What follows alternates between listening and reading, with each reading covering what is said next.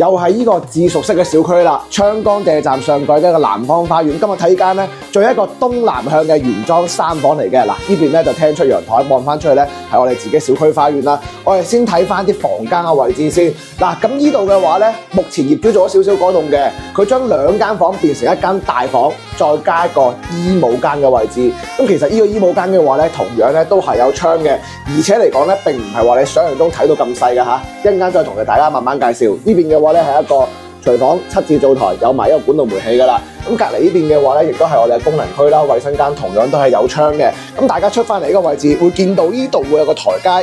咁其實呢個位置咧，亦都係嗰個衣帽間嘅一個部分嚟嘅。所以嚟講咧係一個3房，因為最後一間房就喺度啦，同樣咧都係有窗嘅。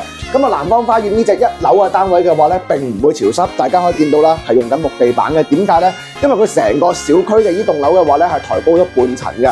咁所以嚟講嘅話咧，老人家居住起身咧都相當之方便噶啦。